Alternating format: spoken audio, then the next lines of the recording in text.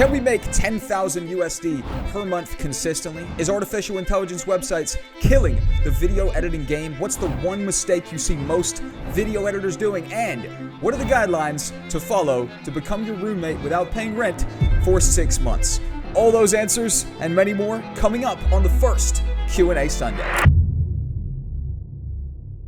So what's going down, guys? Welcome back to my channel. We are getting cracking with the first Q&A Sunday. I want to do these more consistently. This is a fun way of just exploring a bunch of topics in one. Without further ado, let's get started. This is, of course, sponsored by Video Production Plus, my private members community for video creators. Check us out in the link below, and let's get cracking. If you want to be featured in the next Q&A, drop a comment down below. I'm going to be including the best ones in a weekly or bi-weekly Q&A. I think this is a fun format. So first off, can we make 10K USD per month consistently? The best way to make $10,000 per month consistently is to not reinvent the wheel. What I mean by that is, what skills do you already have that you can leverage? The main mistake I see people making when they want to build a significant income, 10K is just a number, could be 5K, could be 2K, is a lot of the time they're looking at what's working for other people, and the thing that's working for other people is them capitalizing on the skills they already had. For example, when I was building my business, if I was to choose drop shipping, for example, something I've never had any success in, something I would have to go and learn entirely from scratch,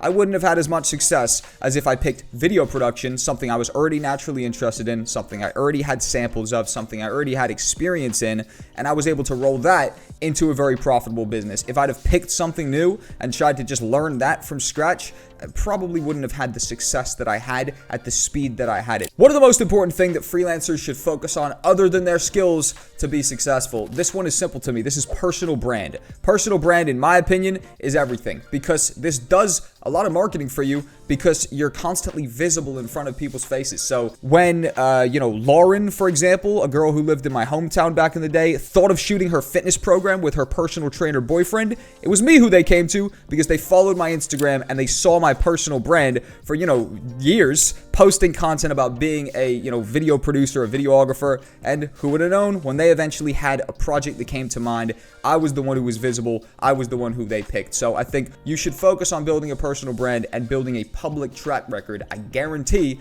it will drive results. Is artificial intelligence websites killing video editing career? No, and I'll break it down why. You still need a human to operate the artificial intelligence website. So what's going to happen is there is going to be some entry-level video editors that struggle going forward because the pros are learning to figure out how to use these tools to their advantage and to save them time.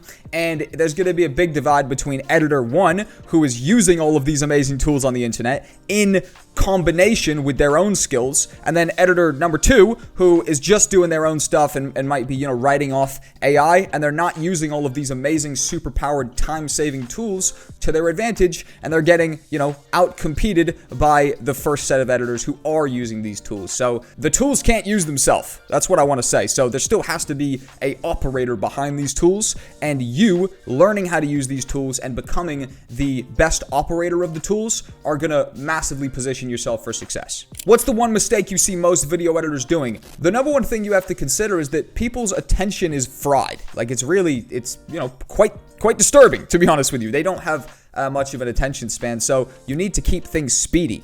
Doesn't matter what kind of content you're making in this day and age, you need to keep pacing in mind, and you want to make sure you're at all times keeping the viewer interested in the content. Don't leave any dead space, and you want to be maximizing that pacing of the video. I promise you that's crucial in retaining people. If you didn't go into this career, what would you see yourself doing? So this career happened because I already had video production skills because I was super interested in YouTube, and I've always been interested in business. I've studied successful business people since I was young, right? By studied, I mean, loosely reading a few books here and there, but mainly listening to interviews, listening to podcasts, and just being fascinated by people who've been able to build something out of nothing. So if I didn't go into the career of, video production, there's two things I'd do. It would be content creation, is just YouTube without the freelance business. And number 2, just building a business of some sort. Hey Jack, I love your channel. My questions: what projects are you working on now? Any big clients? Who inspires you? Do you like ChatGPT? I'm building out my education company, Video Production Plus. We're getting a whole bunch of experts in there who are teaching our video creators. We have over 100 subscribers in VP Plus. The link is down below. I'm also doing some consulting stuff. A new big client of mine is Miles Fitzgerald. He is the product design manager at Microsoft, and we're working on setting his YouTube channel up. And there's some exciting work experience opportunities to work alongside us both inside VP Plus. So that's another perk. And do you like ChatGPT? I love ChatGPT. You guys better get efficient with your prompts and your ChatGPT intellect, because again, there's going to be a big divide between the people who are leveraging the power of AI and the people who aren't. I want to ask you how to get your first clients. I've seen many videos on this, but not getting proper information. I requested to please tell you this on your video. If you've literally done zero client work, you should be offering free videos to people to get like a few samples under your belt, 3-4 samples. You could even offer people a, introductory priced video. If I wanted to get a little something out of the deal, but I didn't necessarily think they had, that much cash to spend, or my quality couldn't demand the biggest price, I'd offer someone an introductory priced video. I'd send them like a little passion project I made of my own. I'd say, hey, I'm an upcoming video creator. I'd like to offer you a introductory priced video. Remember, no one will pay you unless they can see what you've already done. So if you've done nothing, you need to build a track record, and there's no shame in doing that for free or cheap up front. How do you find time/energy to do so many things but with consistent quality? My consistent quality is only consistent because I've been doing this for so long. For example, when I put out a piece of content, that's like the bare minimum quality that to me is acceptable, but to somebody else might see that as crazy quality, right? Insane, because they're just earlier on in the game. So I think quality is subjective, and something that's amazing to you might just be okay to me. Something that's amazing to me might just be okay to somebody, more advanced than me. Do you recommend the use of templates for motion graphics, transitions, and LUTs to speed up edits, or does it take away authenticity of the work? I 100% recommend the use of templates and presets. However, of course, there's too much, right? So the perfect match, in my opinion, is a healthy use of them to complement your own work. For example, I used to employ a method called the sandwich technique. The sandwich technique was a great way of wowing the client, and I'll break it down. The intro of my video would be something from Envato Elements. I wasn't creating the whole thing, I was just piecing it together. So the client has a good experience straight away from some crazy Envato stuff that I probably didn't even know how to do. Then the meat of the video, right, was my content. And then the end was another Envato Elements crazy outro to, again, wow the client. So we start it with Envato, we end it with Envato, and in the middle is my content, my original edit, which is the sandwich technique. Envato on the top, my edit in the middle, Envato on the bottom. If you want to be the most authentic and like die on that hill, I edit all my own stuff, I never use templates, you're going to get outcompeted, and the client has no clue it's a template. They don't even know what the word template means. In your opinion, what is the meaning of success? This is a great question, Omar. Shout out to Omar. Let me break it down, and I'm gonna break it down very, very simple. Once you get to the point where you wake up in life and you decide that if it never got better than today, you're okay with that. That's success. If you're waking up and you're not happy where you are currently, it means that you still need to keep going, and you still want to get, to the next level, and you're not comfortable where you are. You never want to, stay comfortable. For example, in the position that I'm currently getting to right now, I have extreme hunger and extreme drive to go and get more, and I want to get more, and I'm going to get more. However, I'm starting to feel that, if it never got better than it currently is, I'm living a decent life. So that is, in my opinion, when you start getting successful, is, are you happy with where you are today? If it literally never got better than it is today, I'm okay with that. However, I have the ability to go make it better. I have the drive. I have the vision. So I'm going to do it. But that thought of like, if it never got better than it is right now, I'm okay with that. What's the harsh reality about getting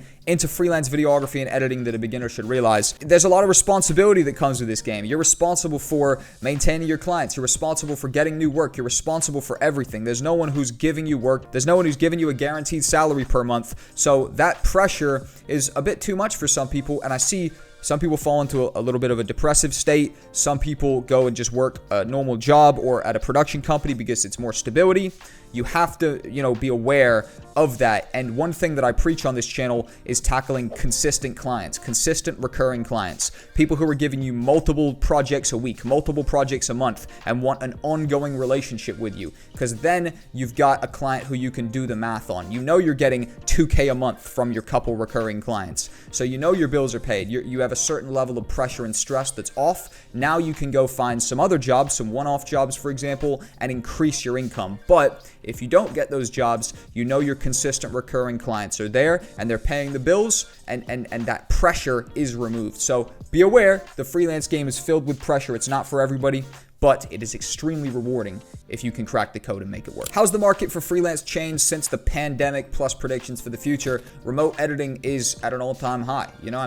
There's a lot of real companies that have just gone hybrid now, right? So like even if you go and work at a production company or an agency, for example, that used to just be in the office all day long. Now the idea of like hybrid work where, you do some days from home, some days from the office, that's, completely integrated into society now. Remote work is completely integrated into society, where when I started freelancing, there was a big divide between the remote freelancers, people who were building a business essentially from their office or their home, and then the agency workers or the production company workers who were not doing remote work. They would go into an office Monday to Friday and they'd work for that production company. Nowadays, I see those guys have a lot more leeway. Those girls have a lot more leeway. They get to do the hybrid setup where you work some days from home, you work some days from the office. How to find easy paid jobs before gaining experience and getting to more professional ones. We kind of briefly covered this. Discounted work. Offer cheap work to people. Do it for free or do it for a discounted rate. Offer them an introductory price video, whatever the case may be. There's a lot of competition nowadays. So there's a lot of people who will make a free sample video just to prove their value to try and get themselves in the door. So if you're then going to people,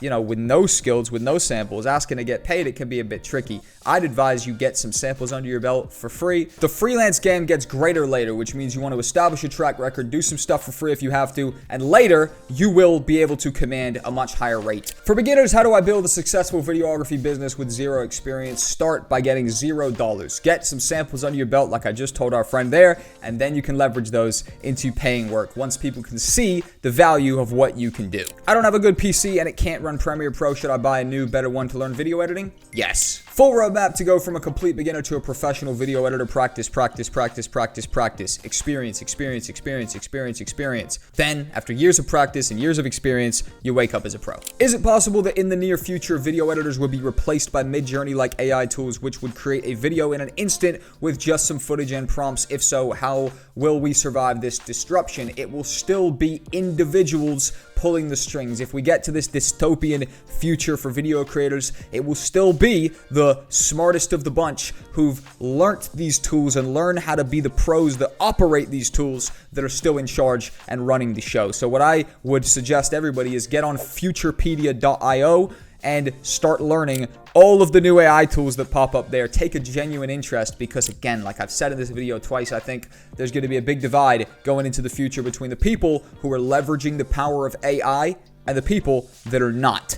And they're going to get left behind. So you shouldn't be worried about a literal AI or software stealing your job. You should be worried about the people like me who are out here learning these tools already with a massive knowledge of video production that are ready to really take over and start running the shows. And I think we can end it there. That right there is the first Q&A Sunday, breaking down a variety of different video production, video editing, and content creation questions on the internet. If you want to be featured in the next Q&A, drop a comment down below. I'm going to be including the best ones in a weekly or bi-weekly Q&A. I think this is a fun format to explore a bunch of different ideas. Tell me if you liked it, and subscribe to Video Production Plus, my private members community for video creators.